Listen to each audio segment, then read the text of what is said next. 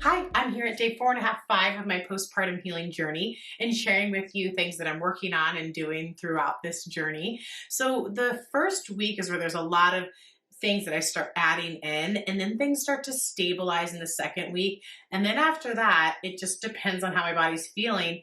The way in which I start stacking on the rehab on top of that. So, the first 2 weeks is really this big foundational buildup of breath, connecting to the core activations, mobility, starting to add in a little bit of balance and some stretching.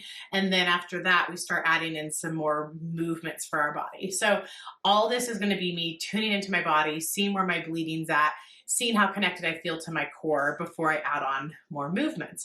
So we already have talked about working on breath, which I'm continuing to do, working on that chest opening, that mid-back mobility, neck mobility and stretches. I've been adding in some neck massage because I've just been looking down so much at baby and sleeping with baby in my arms. So I've had a lot of base of my occiput into my upper neck areas that are really tight. So I've been focusing on that with massaging myself. My husband's been massaging me. My husband and I are both chiropractors, so he's been adjusting me. I've been using massage gun and getting up in there, but really working on that because I'm not going to not look down at my baby. So working on some massage of this whole region. I've added in, but the stretching mobility has been helpful. I'm doing the glute stretches we talked about yesterday, the hip flexor psoas stretches I did yesterday, continuing the glute bridges and connection to my deep core. What I added in today a little bit is for balance, for some low back pain, and then a little bit of activations in the standing position. So I'm going to go over those new additions today. So all the stuff that I've already talked about, I'm continuing to do when I have moments of time, and it's just scattered throughout the day. So I don't necessarily sit down for 10 minutes and do it. It's kind of like I'm, just fed baby, I laid him down, I'll do some mobility, some activations. It's, I'm going to the bathroom, I'm gonna do something when I've washed my hands, I'm gonna do something right after that that's for myself. So it's not necessarily that it's 10 minutes all at once, it's scattered throughout the day. So I'm gonna take off of this here and demonstrate a few things. So we do lose a lot of our balance throughout pregnancy and postpartum. So one thing I'm just starting with, and I've been doing this when I've been washing my hands in the bathroom, is just standing on one leg. So I'm not doing anything other than that, but I'm making this stance leg. So this one's up. The stance legs start working. And I have the sink in front of me so I can hold on to it if I need to. But I'm just working on 20 seconds on both sides for my balance, checking in on my foot, seeing how wobbly it is, trying to get it as still as can be, and trying to get the rest of my body as still as can be without, kind of leaning like this. So I've been doing that on both sides today. There's other things that I'll be talking about in the future as to what I can do for balance, but right now it's just a slight single out. If you can lift your leg all the way up and feel comfortable, or you can keep it down near your ankle for that balance as well. So balance is a big one. Because my pelvic floor has been feeling really good, I don't feel pressure into it. I haven't had any urge symptoms or any leaking with any laughing, coughing, sneezing at this point. I felt comfortable starting to do some things in standing. I also feel comfortable because my bleeding is very minimal now. It's a very light spotting where I have a light pad in, and that's lasted me all day. So at day 4.5, I am really not needing any thick pads or anything like that. And my bleeding has not increased with anything that I've done. So I feel comfortable starting to do things standing. So I've been doing activations laying down, and I'm still predominantly doing them that way. But I have started today a couple times, and I'll lift my shirt up here, of activations. The difference here is when I was on the bed, I could just do pelvic floor or abdominal wall. When I'm standing, if I contract just my abdominal wall, pressure goes to the path of least resistance, which is often going to be the pelvic floor after a vaginal birth. So if I squeeze here, pressure is going to go down on an area that needs more support. So I'm not going to be doing any activations that way. I also want to point out that the activations are not a gripping, it's a slight lift. So if there's 100% muscle contraction you can do when you're lifting the most heaviest thing you've ever lifted, we're not doing that. We're doing more about a 30 to 40% activation. The reason why I'm starting to do it in standing is because my life is going to start moving to standing. I have 3 other kiddos to take care of. I want to make sure that my pelvic floor is able to do some work in standing. So most of it's on the bed still with activations, but I'm starting to move into a standing position because right now what I talked about is the first 2 weeks is about functional movements, getting us back to being able to get out of bed and out of the couch easier, getting us out of pain, getting us to start using our body the way that we will be using it. So this is not work to get back to running or get back to lifting. It's that foundational work. I think it's important to know that. So when I'm standing, what I'm thinking about is a pelvic floor lift. So I have a really good connection to my pelvic floor. There's some other cues I can give you. I have videos on YouTube about how to activate your pelvic floor. Early postpartum, sometimes people just need the cue of holding a toot.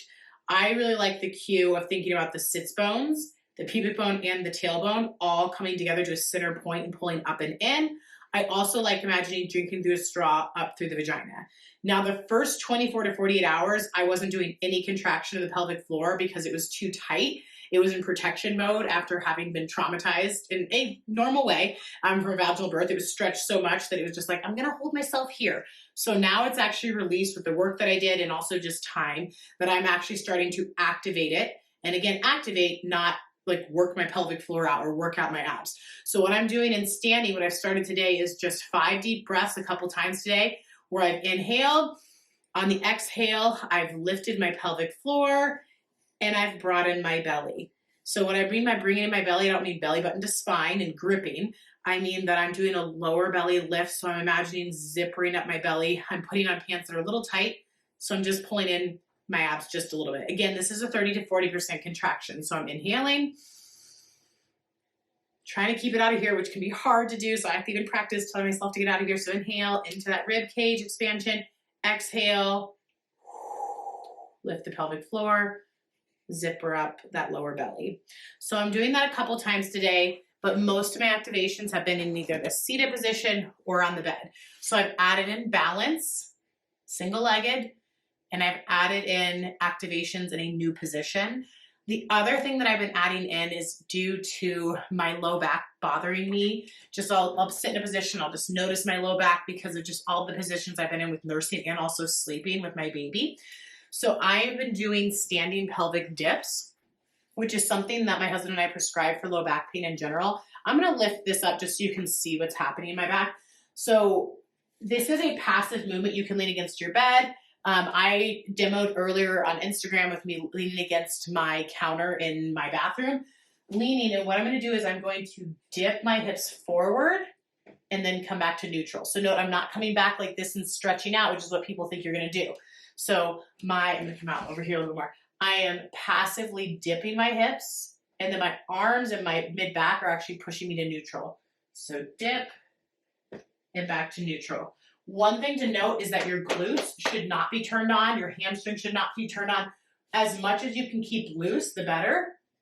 Passively dip, come back to neutral. I'm going to show it from a slightly different angle and see if that helps a little bit. So my hips come forward and then back to neutral. Forward. So this is something that each postpartum experience, I've had some low back discomforts that start having some shifts where I'm starting to feel stuff going down my back and into my butt. And that's when I add in these pelvic dips. So I just start adding a little bit more movement of my hips, some pelvic tilts if I need to, but I absolutely add in these pelvic dips standing, where I do about 20 of those each time I go to the bathroom, which is going to be roughly every hour, every other hour, which postpartum, you want to be continuously emptying your bladder anyways, because with a full bladder, it can influence that uterus and kind of like shift it off to the side. We really want that uterus to shrink and come down in a nice position. So frequent urination is important, and that's a good time to do some of your movement. So I've been doing those pelvic dips when I've been having a moment to go to the restroom. I've also been leaning against the counter and doing some like standing cat-cows, so flexion extension of my mid-back, and some of my breath work, some of my rotational openers, and then I wait until I'm laying down, do my glute bridges and activations, things like that. So this is day 4.5, 5 of my postpartum healing journey. As a reminder, this is the foundations, the breath work, the mobility, so stretching out, getting mobility in your mid-back and in your neck. It's starting to activate, starting out in a little bit of balance, and then there's going to be additional things that you add in based off of what you're feeling. So for me, I added in neck massage because things are really tight for me. I added in those pelvic dips because I was starting to feel it into my low back.